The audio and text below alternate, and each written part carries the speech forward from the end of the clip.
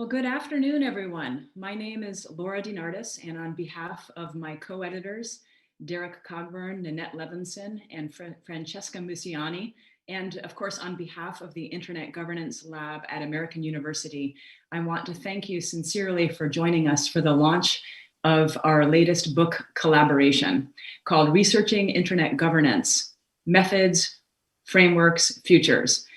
This book began over a casual lunch discussion at a table in Istanbul, Turkey, where many of us were attending the Internet Governance Forum held by the United Nations, and also attending a workshop of the Global Internet Governance Academic Network, which we all belong to.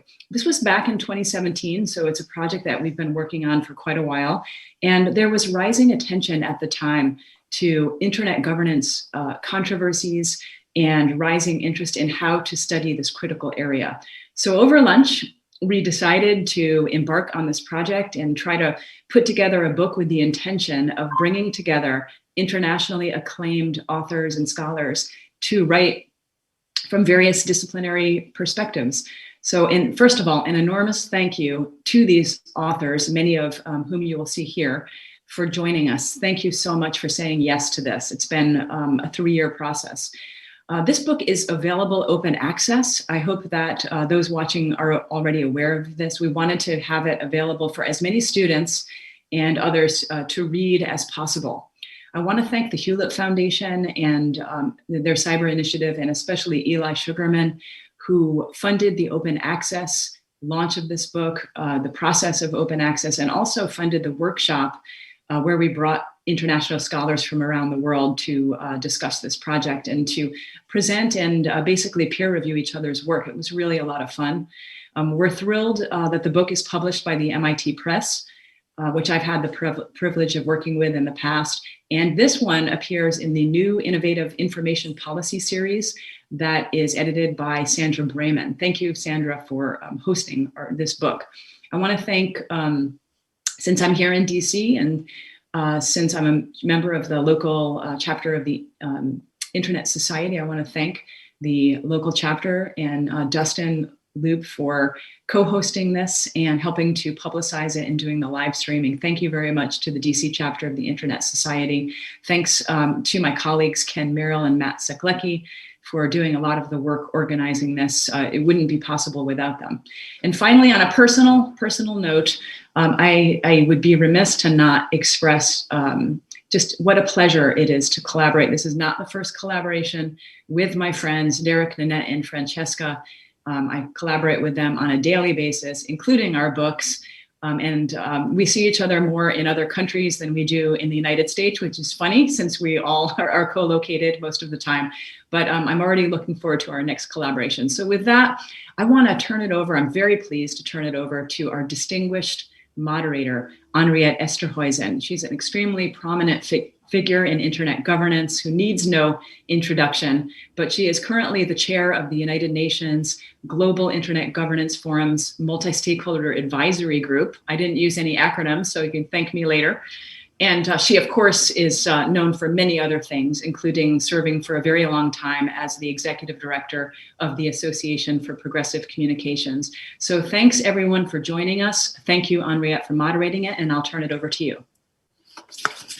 Thanks very much for that introduction, Laura. And I think it's a very nice open access touch to have a non-academic moderate the book launch. And it's really good to know that this book started at an IGF.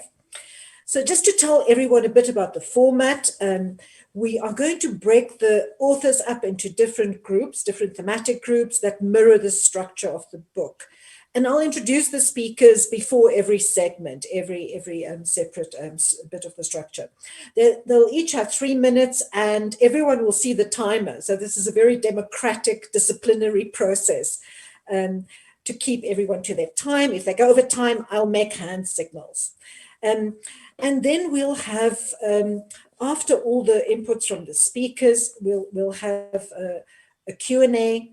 And during that Q&A, please, everyone, you're encouraged, start using the Q&A function of Zoom to record your questions as you hear the authors speak. and we'll try to get to as many of those as we can. If we don't, we do look forward to answering any further relevant questions that we couldn't get to in a blog post that will follow the book launch, and it will be on the Intergovernance Lab's website.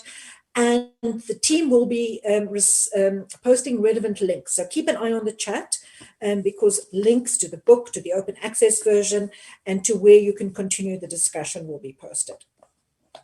So without any further ado, let me start with the first group. The first group of authors are Laura, Sandra, and Milton. And I'll just tell you briefly who they are. There are full bios available, and you can follow the link. Laura is a globally recognized internet governance scholar and a professor and associate dean in the School of Communications at American University. Sandra Braman is professor of communication, and John Paul Abbott professor of liberal arts at Texas at A&M University, and edits the information policy book series for MIT Press. Milton Mueller is an internationally prominent scholar specializing in the political economy of information and communications. So Laura, Sandra, and Milton, really, and this is relevant to me as a non-scholar, and I think to many of our participants, what is internet governance and what is internet governance research? And why do you think it's important? Laura, why don't you go first? Thank you very much. I'll talk about why I study internet governance, because every societal issue of any importance is mediated by control struggles over the digital world, whether this is governance by technical design, governance by private companies, governance by new global institutions such as standard setting and ICANN, or governance in the traditional sense of laws and policy making. Just think about the present moment and the pandemic. How should we be dealing with health disinformation online? How can we secure the digital public sphere from election interference? How can we have the necessary cybersecurity approaches to protect telemedicine devices and remote medical monitoring while people are socially isolated? And how can we provide access to people who don't have access, who need this right now during the pandemic to study or to work? How can and this is something my last book addressed, how can the Internet of Things be potentially exploited for good, but also for things like disrupting the coming presidential election? All of these are internet governance questions. They involve digital infrastructure and they involve power. The thesis of all of my work as an internet governance scholar, and I know many of my colleagues here share this view, is that arrangements of technical architecture are also arrangements of power. In my book, Protocol Politics, I studied the politics of protocols. In the global war for internet governance, I studied the politics of digital infrastructure. In my most recent book, The Internet and Everything, I studied the governance and the politics around the Internet of Things. So I think, to me, this issue of power around digital infrastructure is incredibly important. Digital infrastructure is now and control of it is a proxy for political power. That's why the Chinese, the North Koreans, the Russians are highly interested in controlling infrastructure. So that's why I study it. We wanted to write this book because it's kind of challenging to study. Both the internet as a term, governance as a term, these are malleable phrases whose meanings are always in flux. You have to make the invisible infrastructure visible. It requires understanding complex technologies. There's a challenge in studying the private sector that is often protected by trade secrecy. And it involves navigating competing values such as things like national security interests versus individual civil liberties. And as a final point, we have a lot of students who I saw signed up, just to say that research in this area is, and this is why I like it, it's policy engaged or policy adjacent. So if you want to have real world impact on problems, this is a fun area to study. So I study this because internet governance and especially cybersecurity, these are the great human rights issues of our time. Thanks, Laura. Sandra.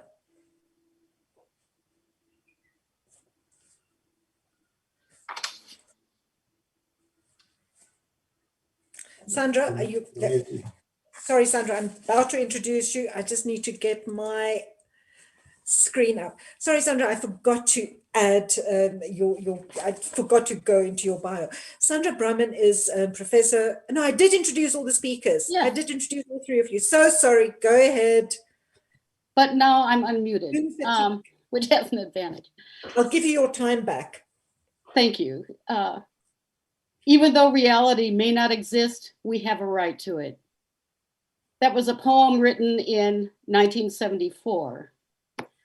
Internet governance is a subset of information policy, very broadly defined, laws and regulations for any form of information creation, processing, flows, and use, whether public or private. And thus it's parametric policy, meaning it affects informational, social, and technological systems. For each system, it affects the identity, structure, borders, and change processes.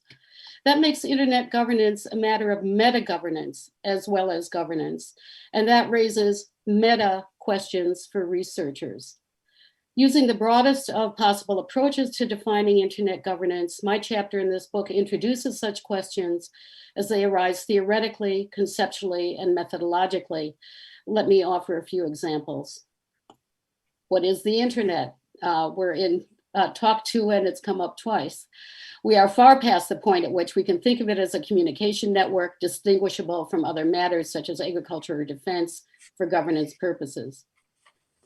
How does internet governance engage with the affordances offered by the structures and processes of geopolitically defined entities, states, and international organizations? And how do such meta-governance processes in turn transform geopolitical governance and international organizations?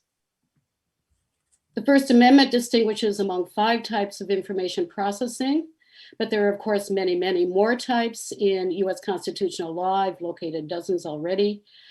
How should we distinguish among types of information processing for differential legal and policy treatment, for differential governments, whether that's by public or private sector entities? Is the internet meaningfully and effectively governable at all?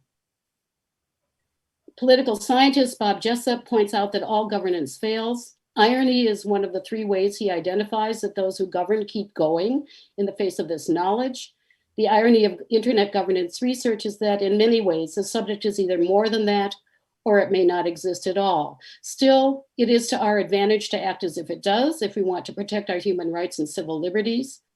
The policy punctuation of the digital shock during the pandemic, which forced almost all social processes online, makes us more important than ever before. 74, the year of that poem, was the year we were talking about New World Information Order, turbulence, hyperreality, and the internet protocol was introduced. Even though reality may not exist, we have a right to it. Thanks very much, Sandra, for that. Milton, what is your take on this question? Yes, first I'd like to acknowledge my co-author, Farzan Abadi, who helped write this chapter, and I saw her pop up. So presumably she's here, but I'm not going to share any of my time with her because I don't have enough. So we discuss internet governance as a word and as a topic or field of study and as a real world political process. And our chapter traces the way all 3 of those meanings interact with each other from roughly 1994 to the present day. So we show that the term got cemented into place, internet governance, with battles over the formation of ICANN, and then became fully recognized as a broader domain of global governance during the World Summit on the Information Society. And after that, continued to elevate in importance until it became central to geopolitical power debates. So internet governance research now overlaps with studies of war and interstate conflict, deterrence, foreign policy, espionage, privacy, terrorist groups, threats to critical infrastructure, not to mention the merging of the cyber and the physical in the so-called Internet of Things or industrial internet. So to many people, internet governance sounds like a very obscure term, and it is indeed a mouthful.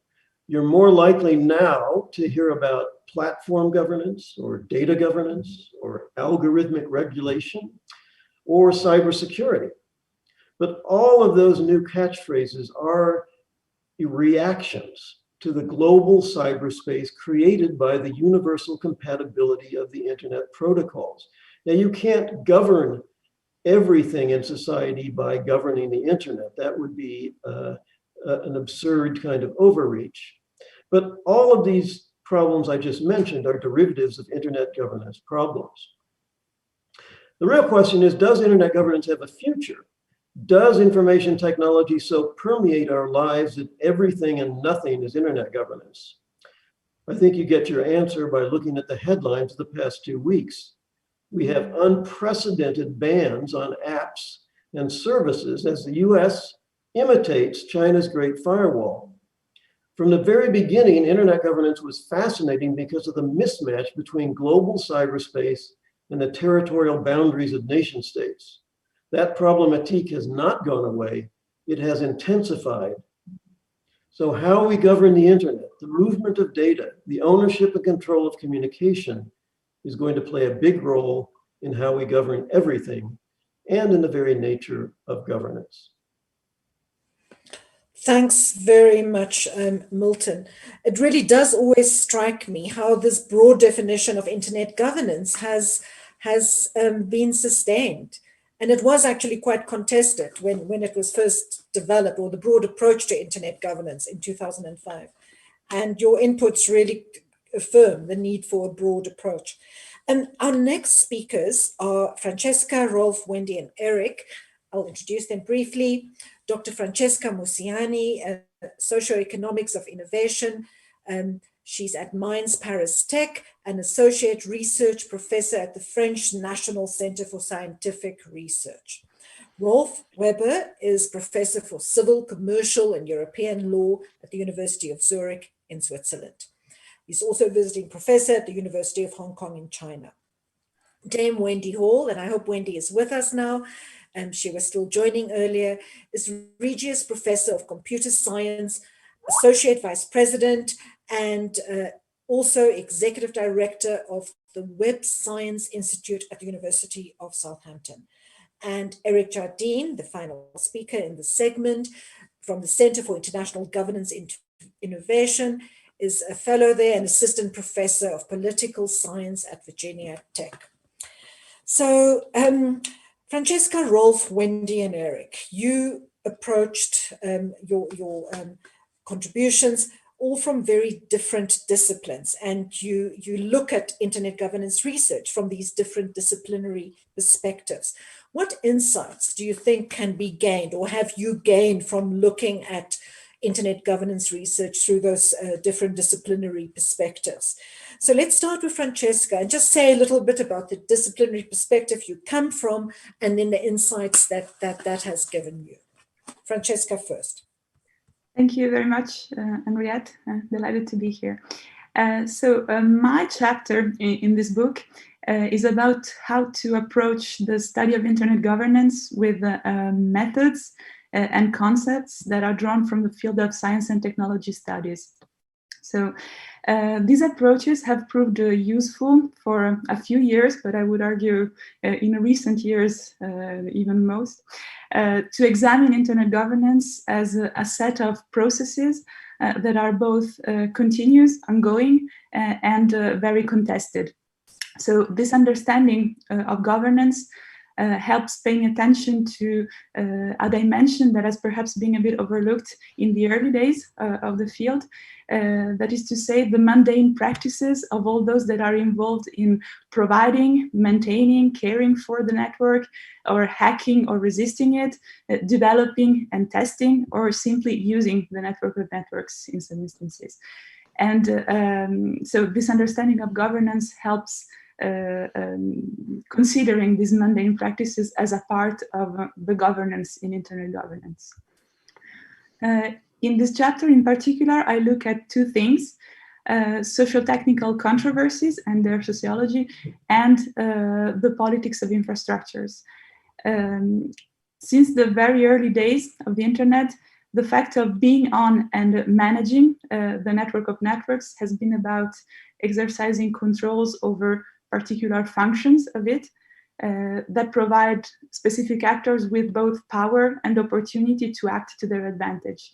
And on the other hand, there is very rarely but a single way to implement a particular function, or but a single actor capable of controlling them. So as a consequence, the internet is very controversial and contested, increasingly so, as much as it becomes an increasingly pervasive entity in our lives. Both target and instrument of governance, and object of interest of a myriad of actors, from the most powerful and centralized to the average internet user. And internet infrastructures in particular can be understood as a fundamental place, as Laura has said, to exercise economic, social, and political power. And STS approaches seek to expose this manifestation of power that are often implicit and overlooked. What I mentioned in the chapter as the first and foremost insight that in my view should be taken from it is that when examined through the STS lens, the internet is not a given and static technological entity that is in need of regulation, as it has too often been treated in the past, but it is a dynamic, contested, and evolving set of entities that include both human and technical elements, all contributing to constitute the social-political order of the internet of today. Thank you. Thanks a lot, Francesca. Rolf. Well, first of all, thank you very much, Anriette, and of course also thank you to the 4 co-editors having done a great job. Obviously, as we are aware of, the emphatic pronouncement of the late John Peribello about the independence of cyberspace and the chance of netizens not to care about governments anymore turned out to be unrealistic. The dichotomy between the global reach of the internet and the mainly national embedment of the normative rules, and that's my legal lens, needs to strengthen the interdisciplinary research. New concepts and methods must enshrine issues such as legitimacy, quality of regulation, technical standardization, transparency, and accountability. Furthermore, from a policy-oriented perspective, the traditional understanding of political structures as command by a specific body that induces people to execute certain actions have at least partly been replaced by a more inclusive multi-stakeholder approach, again, an interdisciplinary perspective in the internet governance context. The manifold challenges having occurred during the last 20 years require the cooperation not only between different disciplines, but geographically also between the continents.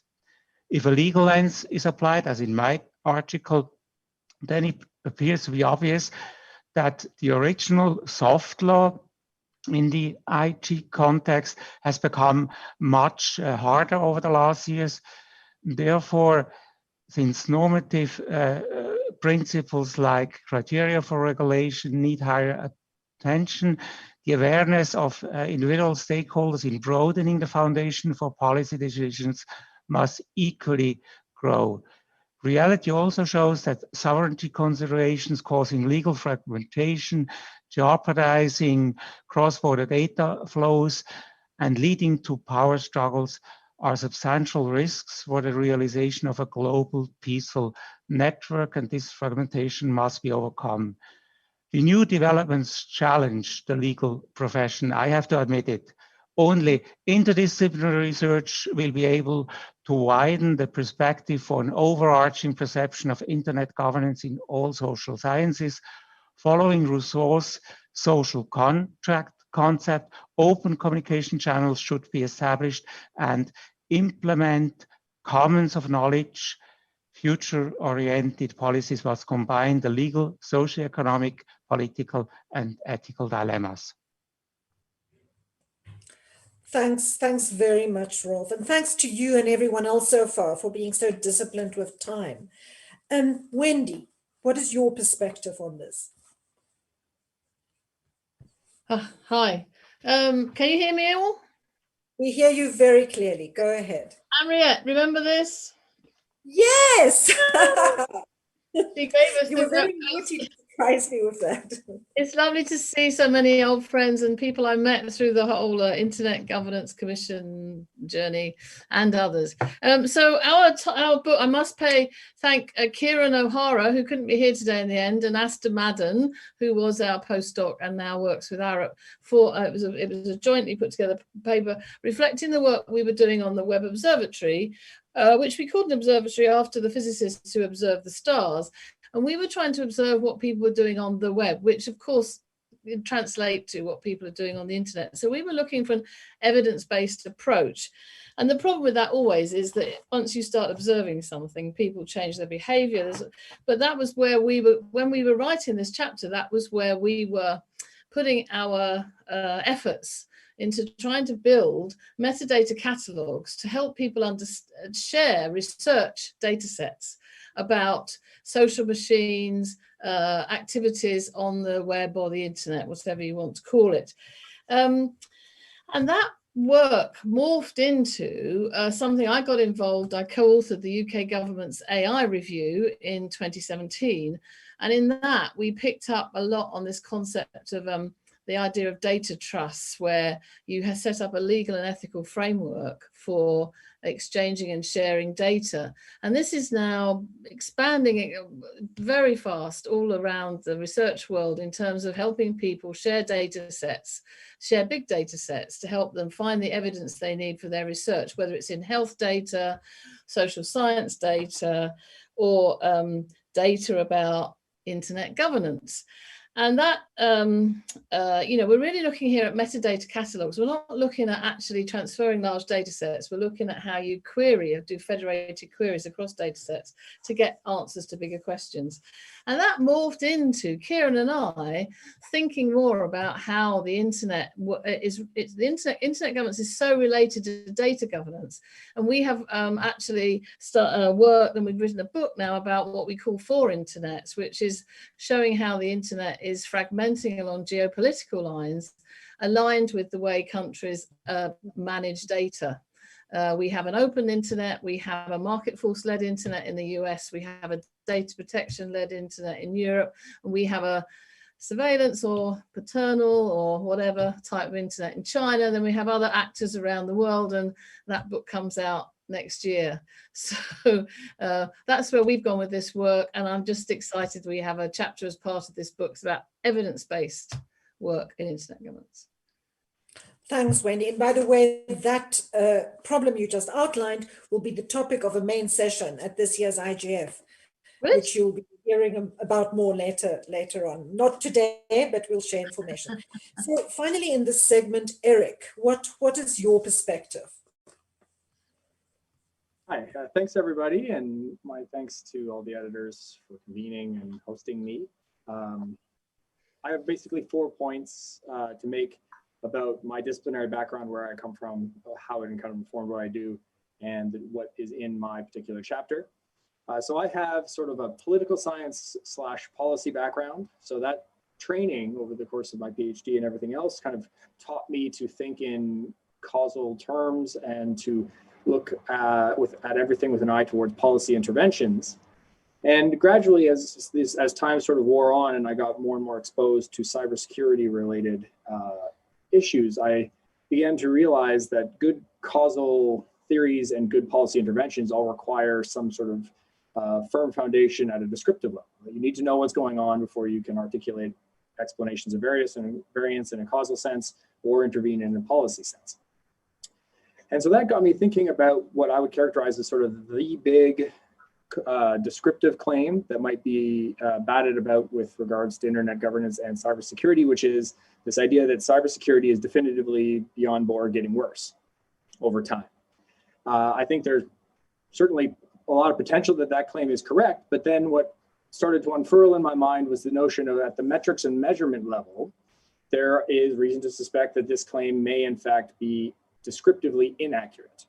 And so that's what I tried to really take issue with in my particular chapter, which I called taking the growth of the internet seriously when measuring cybersecurity. And there are basically 2 ways that I propose in this chapter, along with dealing with a series of sort of subsidiary points in which internet governance cybersecurity measurement may in fact be incorrect. I'll give you one example because I think it's the most sort of evocative and illustrative. So the Anti-Phishing Working Group routinely publishes quarterly reports detailing their documented trend in phishing websites designed to infect machines. If you look at the overtime trend in the count of websites that they're recording from 2008 to 2015, where I had data, it was 164% increase. That certainly fits with that narrative, that descriptive narrative that things are worsening over time. I found some rough measures for the number of websites that are out there. And if you normalize those statistics to sort of convert the count into a rate, which is just a measurement change, you actually end up with a reduction in risk of 47%. So a 211 percentage point gap between the two.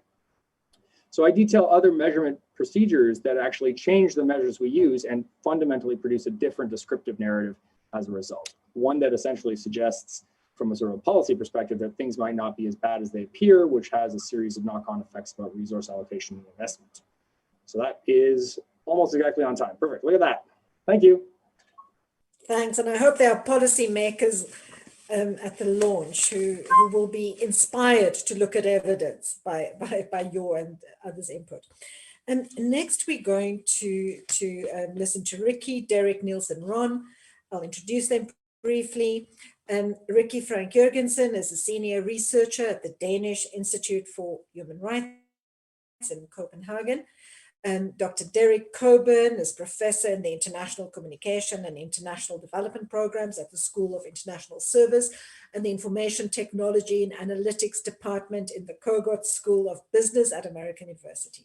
Niels Oever is a PhD candidate with the Data Active Research Group at the Media Studies and Political Science Department at the University of Amsterdam. And last but not least, Ron Deibert is Professor of Political Science and Director of the Citizen Lab at the Munk School of Global Affairs and Public Policy, University of Toronto. Your question is, it feels a little bit like I'm on a game show, but I'm not. What are some of the methodological challenges that you've encountered? In particular, the proliferation of massive amounts of data, or challenges that are posed as a result of the massive amounts of data. Rikke, can you start us, please? Yes, well, thank you, Anriette, and hi, everyone. It's great to be here. So in my chapter, I address tech giants as the subject of research based on experiences from interviewing staff at Google and Facebook. In this research, I was really interested in learning about the platform sense-making around human rights as it relates to massive data collection and data use, and to governance of user expression and assemblies. So in order to capture the respondents, the staff sense-making around human rights, I looked for common frames used to describe this relationship between platform practices and the international human rights system. And I focused on the language and the metaphors used to talk about specific issues in relation to human rights. So for example, all my respondents would emphasize privacy as an important norm. But I realized from their examples and the stories that they told me that they referred to a very specific understanding of privacy. So I had to go through several questions asking more explicitly what privacy protection at Google and Facebook entailed. And I found that it refers solely to user empowerment and user control, with metaphors such as users must know how to drive the car, and not to limits on data collection and processing, which is core to privacy and data protection rights. So I then analyzed this sense-making from the perspective of power and institutional interest. And I found that various reference to privacy as limits on data processing would challenge the underlying business model of the platforms. The framing of privacy as user control may be accommodated through various user options and settings without questioning what was going on behind the scene. So in that sense, it's a much less controversial framing seen from the perspective of the business model. It basically allows for a company discourse around privacy to continue without ever disrupting the data processing. Also, there was a strong narrative around human rights threats posed by governments and the role played by the companies in protecting these rights against such violations. In other words, aligning company and user interest against a third party, the state. Again, this is a convenient framing because it allows for highlighting all kinds of due processes and safeguards within the companies without engaging with the human rights impact of the company on its own accord. A final observation from the chapter concerns the role of tech giants vis-a-vis states in defining the human rights agenda. In the internet governance domain, where there is close public-private engagement and collaboration on several public policy issues, and where the tech giants increasingly are asked to assist the state, for example, in relation to illegal content, I find it crucial to critically examine the interest vested in a particular framing of right and to insist on structures of accountability and rule of law in the governance of human rights. Also, one should clearly distinguish between the legally binding human rights obligations of states and the soft law responsibilities of companies stipulated in the UN Guiding Principles. So that was just a bit of a few points from my chapter. Thank you. Thanks a lot, Rikke. Derrick. Thank you so much, Anriette. I wanted to talk a little bit about some of the challenges that we see from my perspective, focusing particularly on text mining. And I'd like to talk about both the challenges as Anriette has posed it, but also the opportunities. So one of the opportunities is that we see a tremendous growth in digital data that is relevant for internet governance research. So whether we're talking about meeting transcripts, published reports, legal documents, email archives, RFCs, various kinds of text-based documents and data that are available for internet governance researchers.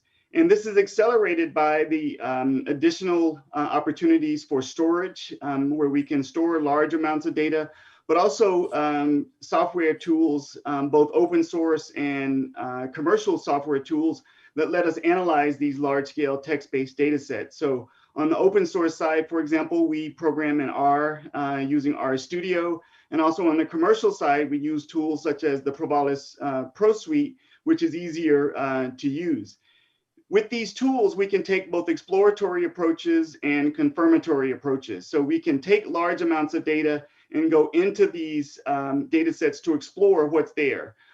What are some of the key topics that are there? What are some of the trends and themes? What are some of the named entities that come out of that tool? And what are some of the clusters that form within these data sets? But we can also take confirmatory approaches where we can go into a data set looking to see if something that we're interested in is there or not. And in this chapter, we take both those exploratory approaches as well as the confirmatory approaches and apply it to looking at the Internet Governance Forum. So going back to the beginning, in Athens, the Internet Governance Forum has made transcripts of all of its main sessions and many of its workshops as well. And those transcripts have all been made available to the public. So that creates an opportunity for a text miner to be able to see, can we exploit that text from both an exploratory perspective and a confirmatory perspective. So in the chapter, we go through and we look at all of those techniques to find topics and to find trends and themes over time, because we've got 12 years of data, now we've got 15 years of data, and look at topics and how they change over time. But we can also be confirmatory. So what I do in the chapter is I build a categorization model or a dictionary that looks at the NIST cybersecurity framework. And I wanted to assess the degree to which that framework was present or absent in the IGF transcripts. So we applied that and looked over time, and there was a correlation between when the NIST framework was introduced and when those kinds of topics emerged. So it was a great test of these approaches. Thank you, Anriette. Thanks, Derrick, and I look forward to reading that. Next we have Niels. Niels, welcome. Thanks so much. I'm privileged, honored, and humbled to be among such great scholars and actors in internet governance, both in the book, the meeting, and on this panel. The mailing list, as Derrick just said, has been an inherent part of the development of the internet infrastructure, yet they are somehow understudied in the study of the governance of the internet infrastructure. Mailing lists could even be understood as an inherent part of the internet infrastructure, as well as a tool for developing it. public mailing lists are also often used as a legitimizing aspect of internet governance because everyone can partake in discussion and policy making through them, and people can review and analyze these mailing lists. And that is exactly what I and my co-author, Stefania Milan and Davide Beraldo, of the Data Active Research Group at the University of Amsterdam, have been doing. By operationalizing a statistical analysis, discourse analysis, and network analysis on internet governance mailing lists in the IETF, ICANN, and RIPE through an open source Python-based tool called Big Bang, we analyze decision-making in internet governance. Now, mailing list analysis can show how concepts are introduced, emerge, and develop, and how they travel through working groups and communities, and even between different governance bodies, and who are the key actors in transmitting them or actually in blocking them. Such analysis shows sites of contestation and allows for the analysis of how decision-making really takes place and how technology and cultures take shape, as well as trends in participation and corporate affiliation and gender diversity. So now that the internet infrastructure has become the backbone of the information society, it is more important than ever to study patterns of power and control in the governance of the internet infrastructure. So studying mailing lists in qualitative and quantitative manner is one way of doing so. And that's why we, of course, open sourced the tool and made the code very much visible, just like we try to invert the infrastructure of the internet itself, so students at the same time learn how to engage with the data, as well as use the bare bones of statistics, etc. So this allows us to teach how qualitative and quantitative analysis goes together. And if you'd like to have a try, please do so and have a look at dataactive.github.io and try the tool and try to do some analysis on IETF, ICANN, and RIPE mailing lists going back for decades. And please let us know how we can make it better and whether you enjoyed the chapter. Thanks so much. Thanks, Niels. And remember to share the link in the chat so people can go and look at it.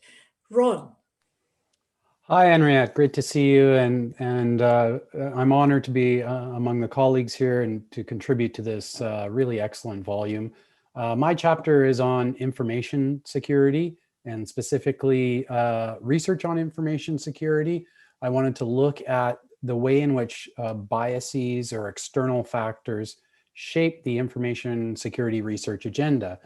So my chapter is very much a kind of STS study of the social construction of the information security field. In other words, what gets counted as a legitimate problem of inquiry and what gets excluded or what doesn't count. So I'm looking at epistemological and methodological questions about the constitution of the field of information security research as it exists today in academia.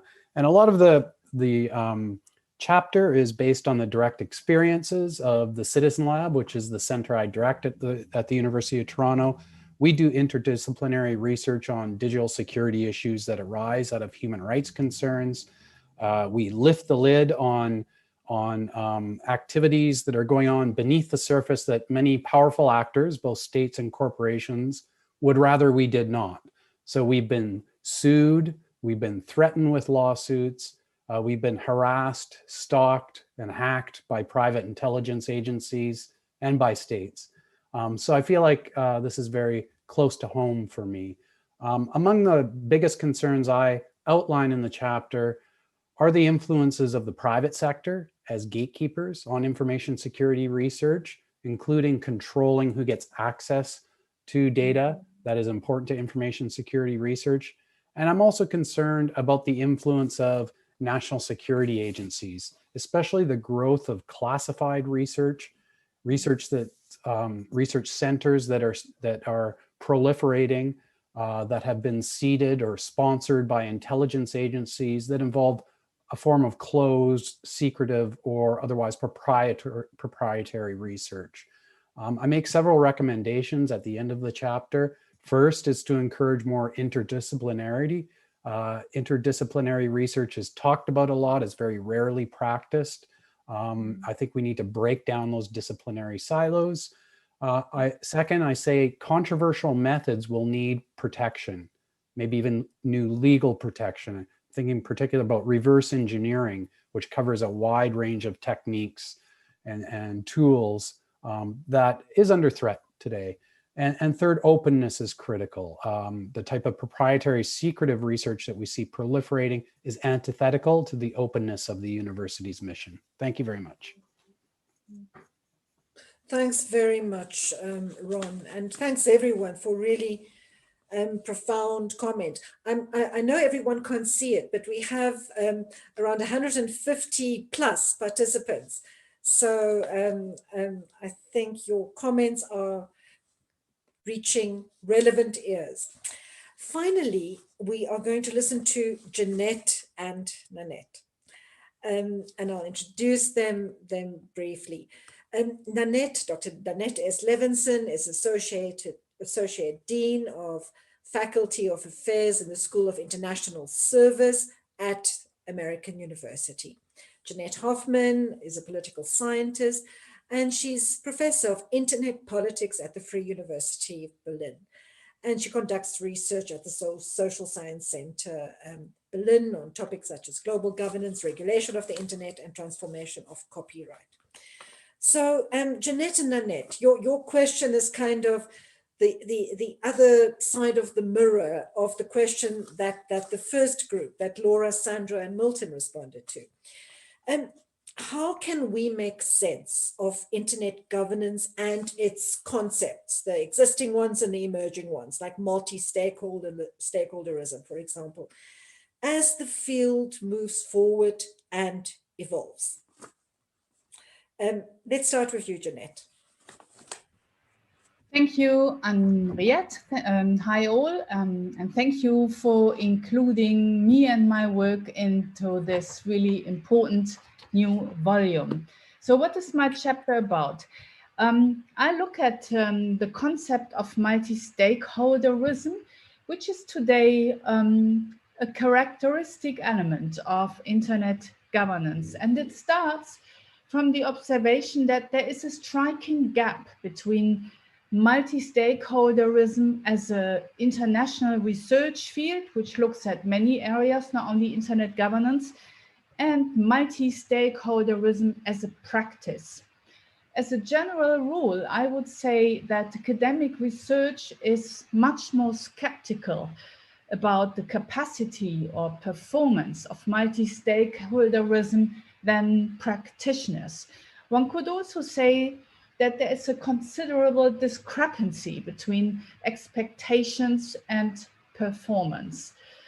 My article addresses this discrepancy by looking at what could be called the world-making power of discourses, narratives, and imaginaries. Discourses are today defined as knowledge orders consisting of ensembles of ideas, concepts, and categorizations. That's how Martin Heyer defines discourses. And imaginaries are defined as collective beliefs about how society functions. That's how Sheila Jasanoff looks at this. So narratives can be regarded as essential elements of meaning making that to some extent structure policy making. Without a common understanding of what is at stake and what needs to be done, collaborative policy making would be clearly impossible. And my chapter suggests regarding meaning making as a powerful part of the policy process, because it informs expectations, identification, and policy goals, and of course, conflicts about them. For this reason, internet governance research should include into the analysis the stories that internet governance actors produce about this field and its development. And my chapter suggests discourse analysis as a way of studying internet governance narratives of fictions, and it demonstrates the analytical benefit of doing so by studying the impact of the multi-stakeholder narrative on the actual behavior and orientation of actors in the field. So it shows the organizing potential of narratives with regard to ICANN and the IGF. Oops, too long. Sorry. Thanks, Jeanette. Perfect. Nanette. Thank you, Anriette, and I'd also like to thank Jeanette and every one of our authors. You actually all set the scene in your remarks today and also in your vibrantly written chapters, The State of Our Field, 2020-2021. And I think the chapters together, as I point out in my final chapter, present a vast array of actors, and especially the key role of technology and technical infrastructure as an actor, interacting or not at multiple and messy governance levels. And also the amazing array of approaches, very vibrant approaches that we heard today and are exemplified in our chapters, whether disciplinary or analytic or methodological. This sets the scene for a discussion of gaps and opportunities in my final chapter. And I just want to highlight here a couple of gaps and a couple of opportunities. First, for gaps. Although we have several chapters that take brilliant longitudinal views, in my view, I really think we need more longitudinal research in our field. I also note, for the most part, an absence of work that looks at what can be called governance learning or network learning or even policy learning studies. And finally, I think there's a gap in terms of a need for more work with a focus on gender and on culture in its myriad dimensions. And now to gaps, just a few again. I mean to opportunities, just a few again. First, quickly, there is very little dialogue across global governance research areas, such as environmental governance or health governance. There is tremendous opportunity, I talk about this in the chapter, for increased dialogue across those global governance areas.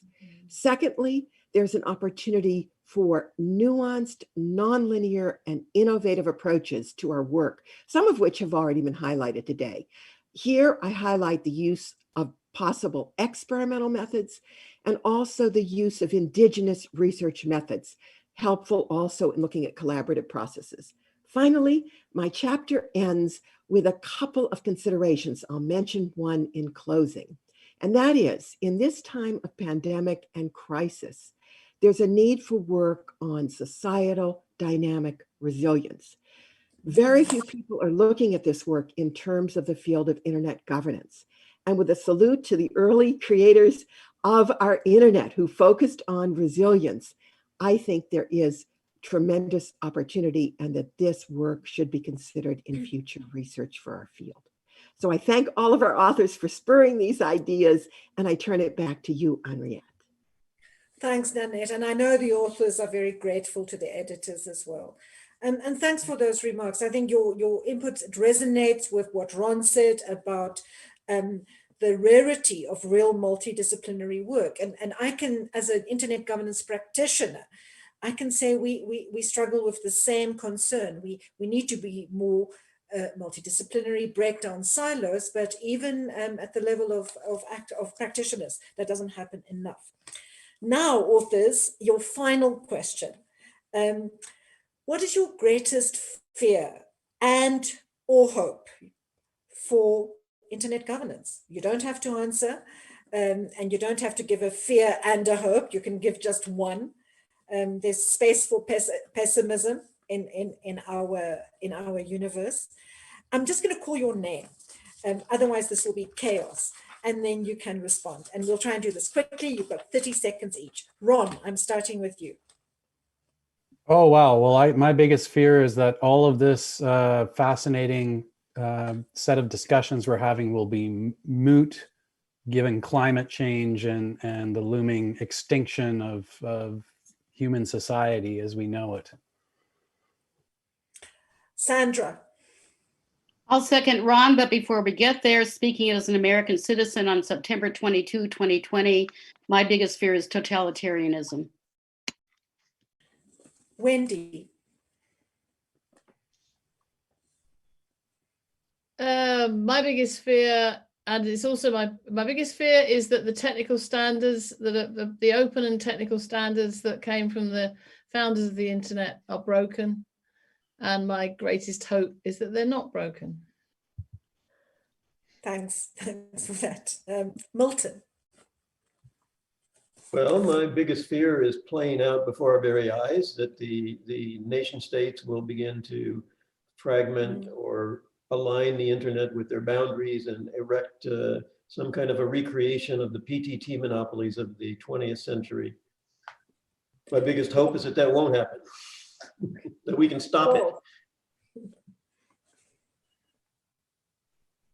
Rolf, are you ready? Well, okay, yeah, thank you very much.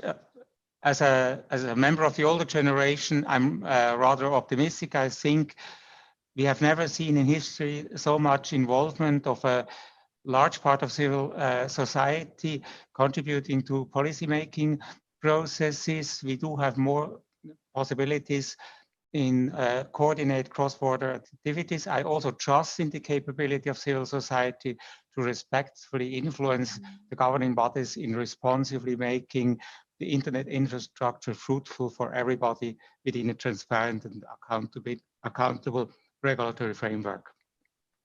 Jeanette.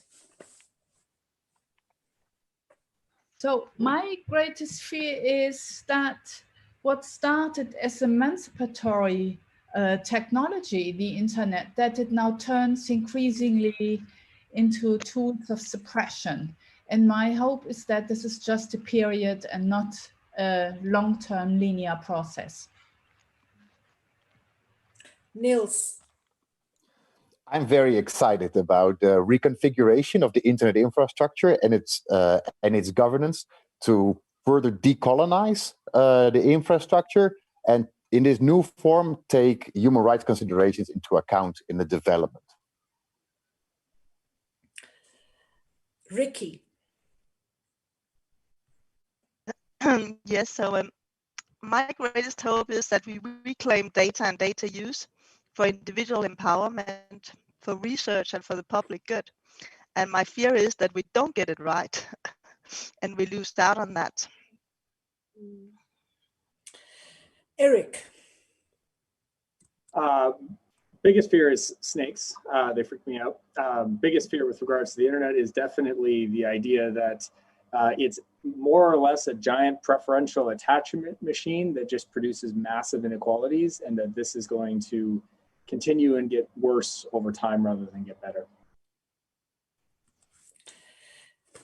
And finally, well, no, we're not finally yet. We have a few. Francesca, you are next.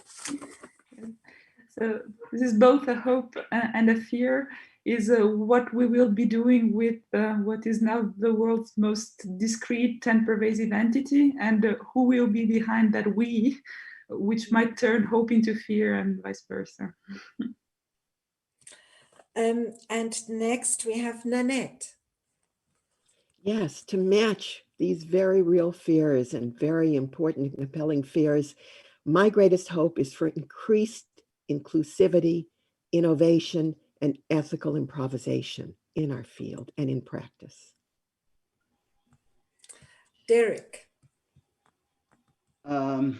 My biggest fear is that all of the progress that's been made over the last 2 decades for integrating civil society and transnational participants into global governance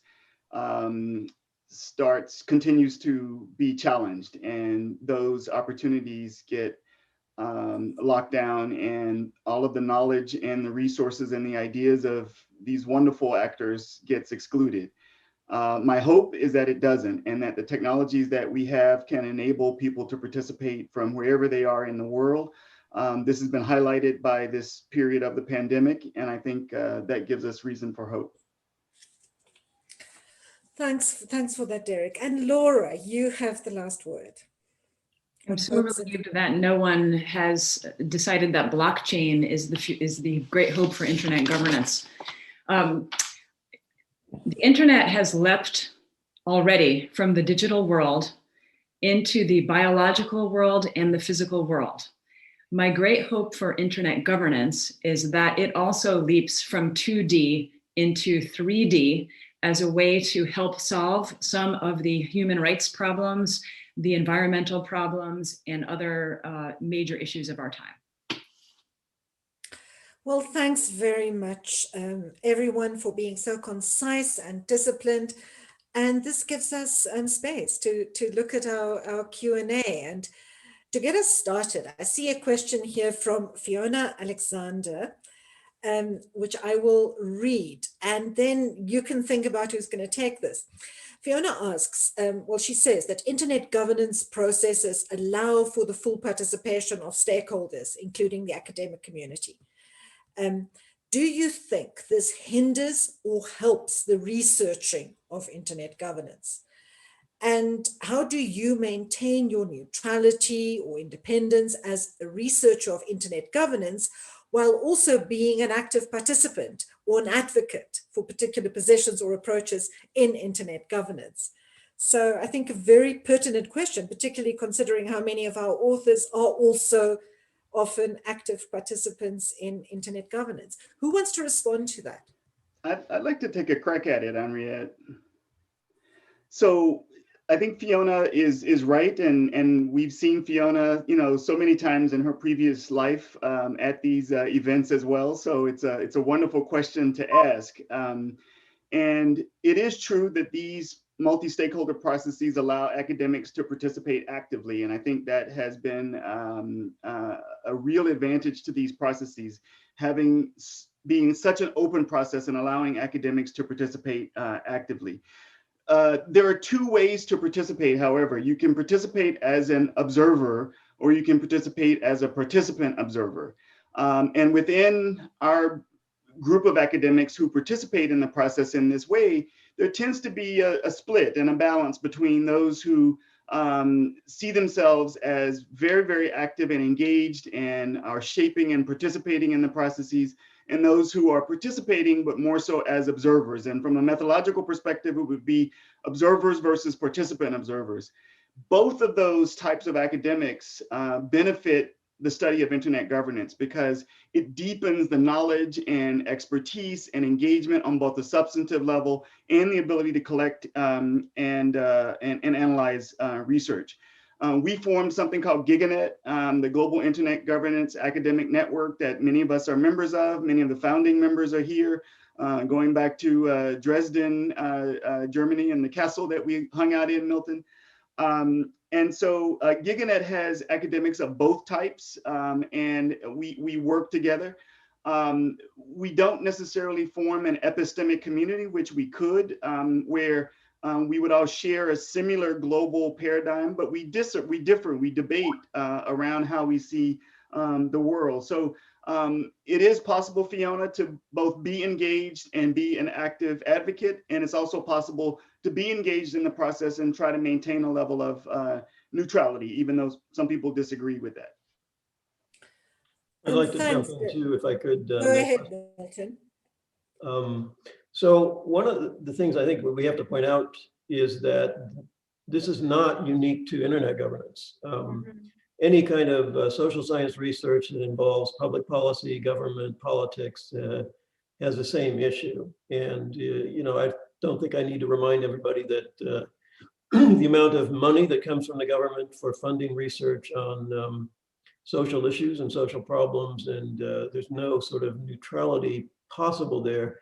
But you can, as Derrick suggests, distinguish between your role as a participant and your role as an analyst. You can't do the same thing at the same time, or you can't do them both at the same time, but you can do that. And I think the point that Derrick made that I want to emphasize is that by participating, you actually become a better scientist, in the sense that you become aware of real problems in the social sphere, the real conflicts. And if you are not participating, you really don't understand what's going on, no matter how much scientific method you use. Thanks, Milton. I would just, respond to Fiona's question, turning it around a little bit, and just say that as a non-academic who is actively involved in internet governance, I find the participation of academics absolutely indispensable. I think it adds enormous value to multi-stakeholder internet governance processes. So no matter how challenging it is for you as scholars, please don't stop participating. Next, we have a question from Larry Strickling. I'll read it out, and great to have you here with us, Larry, and Fiona and everyone else. Larry asks, what has happened to the prospects for multi-stakeholder internet governance in the last 4 years? With the US largely missing in action, and I think you're referring here to the US government, is there still a vocal constituency to utilize and expand use of these multi-stakeholder internet governance methods? Who wants to respond to Larry? Laura.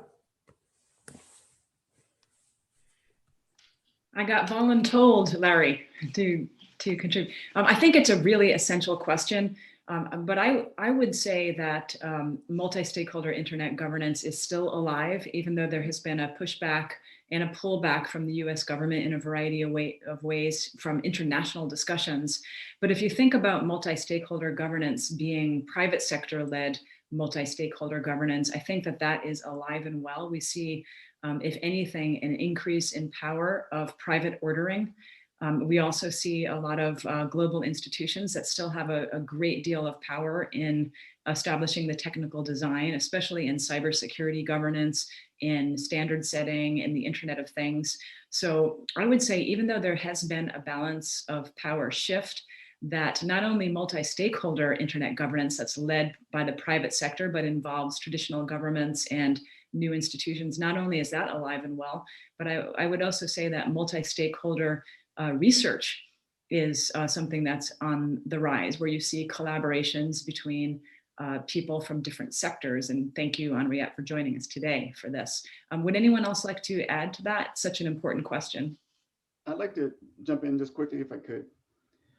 So I think I love the way that Anriette sort of framed the question right at the beginning when she said she's assuming Larry's talking about the US government, because in these global governance processes, one of the things that is possible is looking at states at subnational levels. And so because civil society can participate and use these kinds of tools to participate, civil society has been continuing to participate very actively. And I think if you look back over the period of civil society advocates from academics and others participating, it started early on with very simple tools to be able to collaborate. So email listservs, as Niels was saying. But now that we have tools like, and we had them for a long time, but web conferencing and other kinds of collaborative tools, it makes it much easier for civil society to engage in these processes. And I think that it gives a tremendous boost to these types of actors. I just have a very quick, if I could, just to add and echo Laura and Derrick's comments, just with a piece of data that I know we're all aware of the new digital roadmap, or roadmap for digital cooperation at the United Nations. And they have within that emphasized a multi-stakeholder approach, although we do see a greater role for private sector and still challenges in terms of including civil society voices in some of the United Nations fora, but there's still hope. Thanks for adding that. And I would just add to that I think that, I mean, our starting point should be, both as practitioners and as scholars, is that the whole concept of multi-stakeholder internet governance and what it means is not uncontested. And I think that if we keep that in mind, Larry, the response to your question is, this is kind of par for the course in a way. I think we must expect this, it will happen, it will come from different sources at different times. But next we have a question which I think builds very well on Larry's question, and that's from Gangesh Varma, who says, he expresses a lot of appreciation for participation of stakeholders. While the older debate was about getting a seat at the table, now there is focus on your voice being heard. And an equally current yet future-oriented question is around meaningful participation participation. How do you think questions around power structures, independence, co-optation or co-opting of stakeholders, and so on, will unravel in multi-stakeholder internet governance in the future? Who's going to take on that question? I'm happy to have a chat. Sandra and Niels and Jeanette. Niels, you go first. I see Laura, you as well. We have time, so please go ahead. Just everyone be brief. Niels, you go first. I would argue we first need to look at what meaningful multi-stakeholder governance would look like. For instance, in the IETF, we see a very North America and Western Europe dominated and very male, very white population. And when civil society tries to intervene, they are often only accepted there to legitimize the particular governance ordering and not to have actual influence. And this is even being said explicitly so. So I'm also very afraid that we as researchers, when we mainstream the concept of multi-stakeholder governance, which I think Jeanette really nicely brings home in her chapter, we shouldn't legitimize this ordering where we actually do not have power, and it just serves to legitimize a certain kind of control of particular actors. Thanks, Niels. Sandra, you wanted to add. Yes, that was a beautifully shaped question. Thank you very much. It's a question about what is the nature of power in this environment. Political scientists for a long time have talked about power in instrumental forms. You're affecting the physical world, structural forms, the design of organizations and rules, symbolic or soft power. And the big issue now, and for several decades, has been informational power, which includes control over the informational bases of power in its instrumental, structural, and symbolic forms, as well as new tools of power that never were before available. All of that theoretical background to say that there's something that links together things that several of the authors said today. I think the key going forward is control over informational power rather than structural or symbolic. That is the informational bases of our decision-making, which have become so uncertain and increasingly deliberately perturbed or malformed altogether. So that was the subject of discussion by Wendy Hall. It was the subject of discussion by Rikke Jørgensen. It ran through many of the papers here, but that's what I see as where the future contest is. Thanks, Sandra. Jeanette and Laura, you also wanted to respond to this. Is it me first? Because you mentioned me first? Yes, go Okay. ahead. What I really like about this question is this list of sort of expressions about sort of multi-stakeholder practice, which shows some form of desperation. It starts with a seat, then it's a voice, and then it's about meaningful participation. And I think this sort of changing expressions reflect the fact that there is always a tendency that political innovations become somewhat ceremonial. We see the same aspect actually in gender equality, where it all boils down to having a number of women at the table, no matter what they say or whether they ever have a chance to say something meaningful. And I think that is a tendency that we also see in internet governance, that it sort of boils down to have the African person and the Asian woman and sort of trying to represent the unrepresentable. And I'm a bit desperate about how to actually counter this. And that now comes back to Fiona's question of how do we sort of actually make sure that as researchers, as observers, we do not sort of walk into this trap of buying into concepts that have become shallow and ceremonial. So it's really important when you participate in such processes to learn methodologically, to detach yourself from that kind of buzzword language and be critical and sober about it. Laura. I was really just nodding my head so that Jeanette would weigh in on that, and I'm glad she did. But since you called on me, I think one thing that's really, really critical is that oftentimes when people are discussing multi-stakeholder governance, they really are talking about the content level in the discussions about internet governance. And as has always been the case, the power behind internet governance is what's happening in the technical architecture, in the arrangements of technology, and in the decisions by the private sector. So it's really important to remember that it's not so much, how multi-stakeholder is a discussion, such as at the Internet Governance Forum, which is very valuable, but it's about who has the actual power while those discussions are taking place. Thanks, Laura.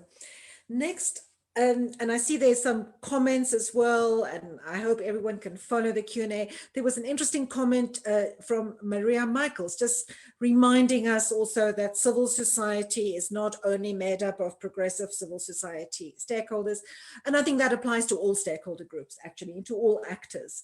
And which is why this one-dimensional approach that Jeanette criticized is so flawed.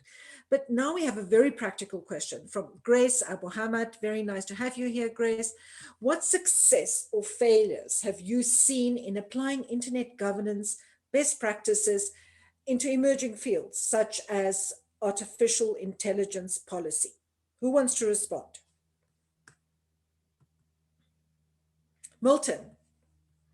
I can't see everyone's hands, but others, please don't feel shy to speak up. But so Milton and Wendy.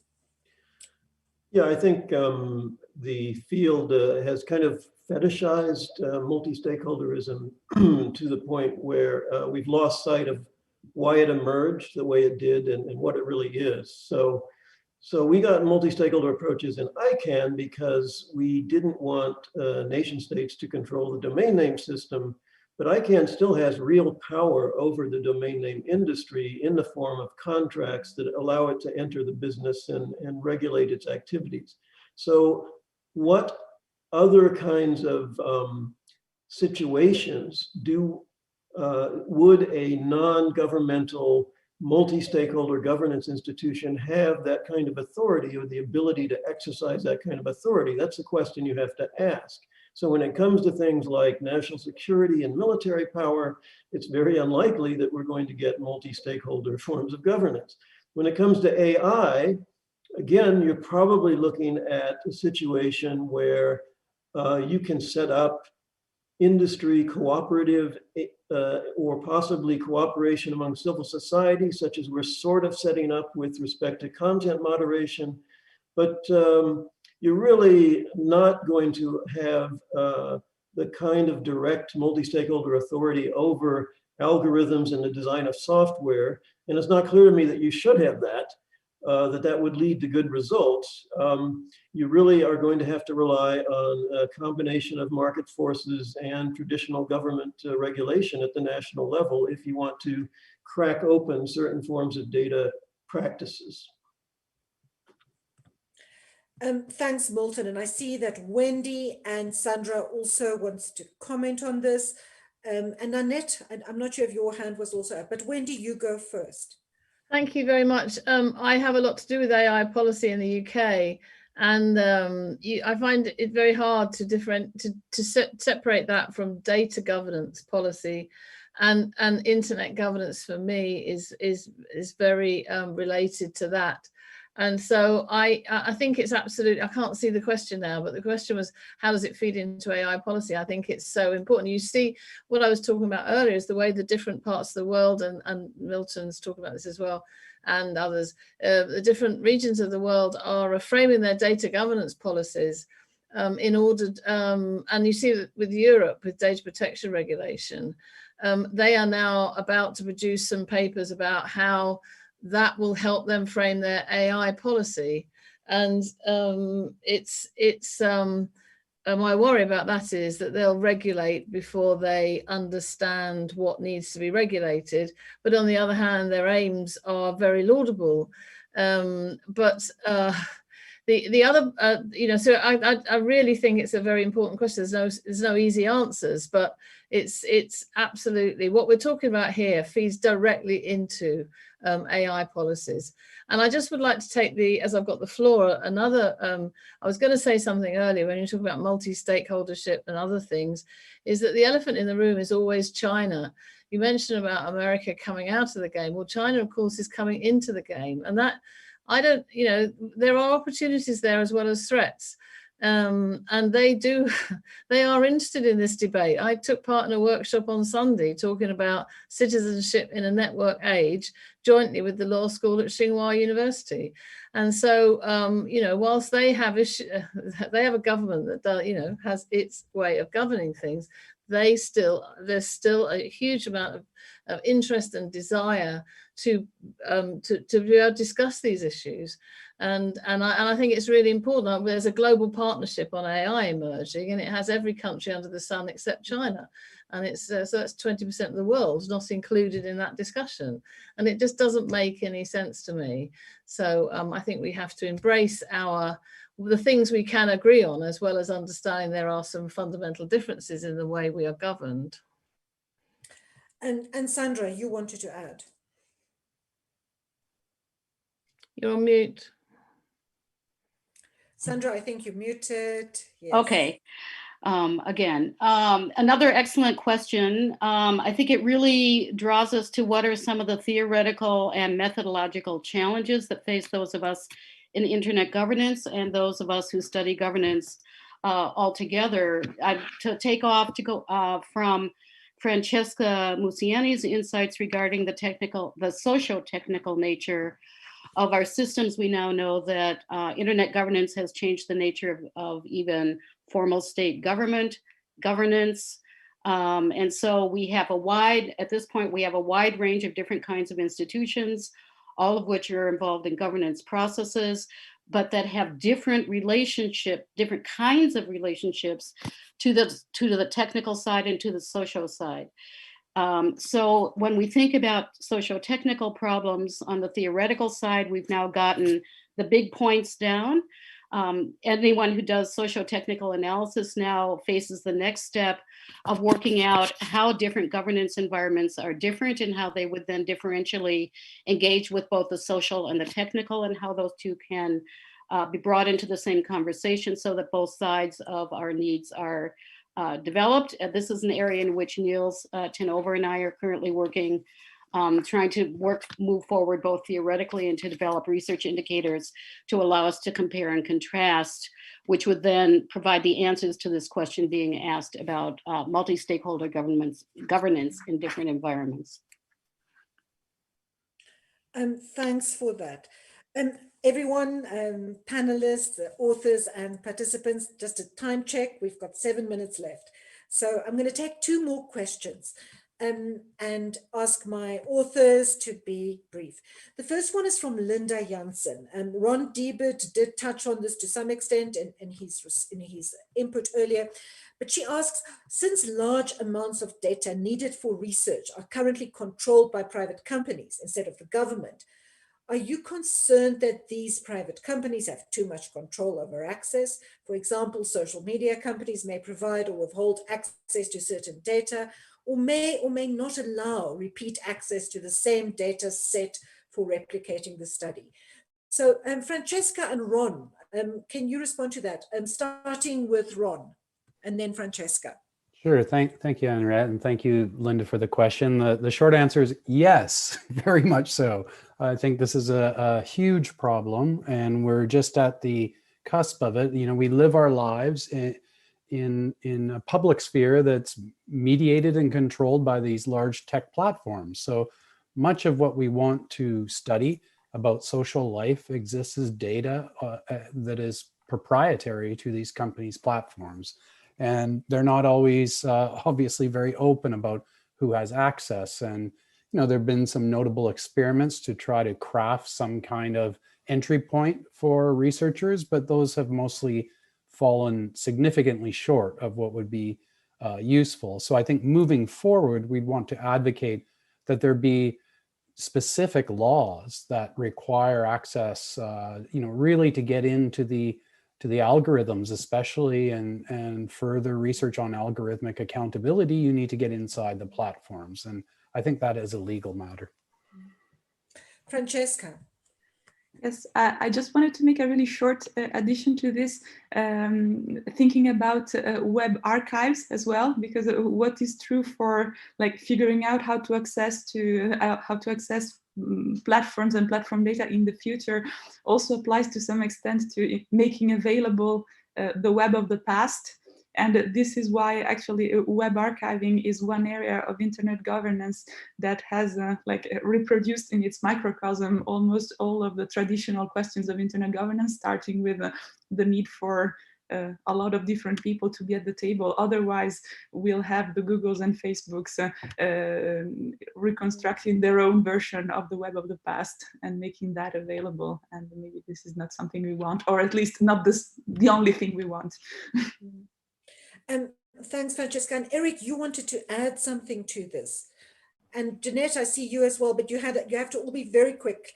So Eric, you go first. Yeah, thanks. I would second what has just been said. In specific areas in particular, I think the stakes are so high that data access is immensely important.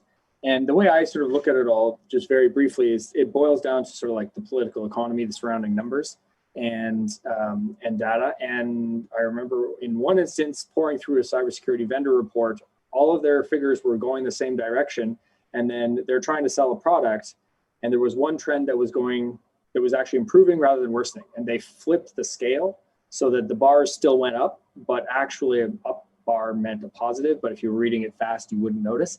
So there's subtle tricks like this that if you don't have the data underlying it, can be really hard to get at. And I just returned to the point of my chapter, this notion that if you don't have a good descriptive basis for reality, it's hard to do everything. And so I would second the idea. We need, as much as we can, transparent access to data. And Derrick, you also wanted to weigh in on this question. Sure, just very quickly. So of course, we're concerned about the aggregation and monopoly of data by the private sector, but Milton and I were answering some of the questions on the online format. There's a tremendous amount of data that is available. And I think, we should be thrilled that through APIs and being able to access data from companies via APIs, through web scraping and a variety of other tools, and open data initiatives by governments around the world, there's a tremendous amount of data that is available. As the social media data does get locked down further and the APIs change, it's a move towards trying to protect privacy and to recognize what's happened with some of the horrible, the Cambridge Analytica and so forth. So overall, I think there's a tremendous access to data that's still available. So there's more data available, there's more access to it, but the power and control around that data remains problematic. So our final question, and I'm sorry if I'm cutting anyone off, I'm just doing a time check. There's a question that was asked by Dia Basso. And Dia says, the global south is largely seen as the new big internet markets, and internet governance policymaking seems to follow the old developmental model, which I assume you mean sort of global north sets the paradigm and has most of the control and influence. And then Dia asks, do you see any move towards a more participatory model between the global north and global south? Who wants to respond to this challenging question? Wendy, and then Milton and Sandra. Yeah, just a quick, my worry about for the global south is how much China is, I'm sorry, it's China again. China's investing in internet technologies. And so by default, some of the governments in those areas are beholden to China to be able to deliver the internet to their citizens, and that, we're not doing anything to help them. Sandra, you muted. Sandra, just unmute your mic. At least I'm consistent. This is not a direct answer to the question, but it's a thought, it's an example of a meta question that it raises, just as I would argue that under the pandemic experience, we've seen the end of globalization. even down to the loss of cosmopolitanism as everybody pods up in their little spaces of people who think the same thing they do. That we might think about the needs of the global South as distributed throughout all societies now, in which case it might be that it's the hackers to whom we turn as key players in the nature of governance as they provoke and develop alternative ways of doing things. Just a provocative thought. Yeah, I want to So address in China fact, can act too. as a I think disruptor. that's Milton. the key to this question. So what has happened with China? It has become essentially a peer of the United States, particularly in terms of the internet economy. And how has the United States reacted? It has reacted with fear, with division, and with confrontation. And frankly, that's what you can expect if any other currently developing country reaches a point at which it is a military and economic rival of the current dominating powers. And I think what we have to learn is that the global South, if it continues to develop, which I believe it will, as long as it adheres to a market economy paradigm, when they grow and become bigger, they will get more participation, they will have more influence, they will start to define standards, they will become standards makers as well as standards takers, they will start to dominate the governance institutions simply because there's more people there than there are in the United States. And we have to learn how to deal with that without getting into military and geopolitical confrontation. That is one of the key internet governance issues of the current period. Thanks for that. And I think I would just add in response to Dia's question that I agree completely with both Milton and Sandra, but I don't think that means we're developing more participatory models. I think we're still a long way from more participatory models between the global North and the global South, and also who's they. I think it's also, we need to identify which global South it is that we are talking about. But I think it does remain challenging. But Sandra, I think your idea is really interesting, actually. So on that note, I'm afraid that I have to bring this book launch to a close. I want to thank the authors enormously and the editors and the support team at American University at the Internet Governance Lab who helped with this. And to everyone who's joined the session, I'm very sorry we couldn't get to all the questions. Please do continue, follow the link in the chat and continue asking questions online. So thanks very much, everyone. I'm not sure if the editors want to have the last word. I just want to say, Anriette, on behalf of my co-editors, we thank you so much for taking on this challenging role of managing an 1.5-hour globally distributed session. So thank you so much. You did a marvelous job. Thank you. You're much easier than the multi-stakeholder advisory group of the Internet Governance Forum. And many of them are online. So I hope they forgive me for saying that. Thanks very much, everyone, and have a good rest of day wherever you are.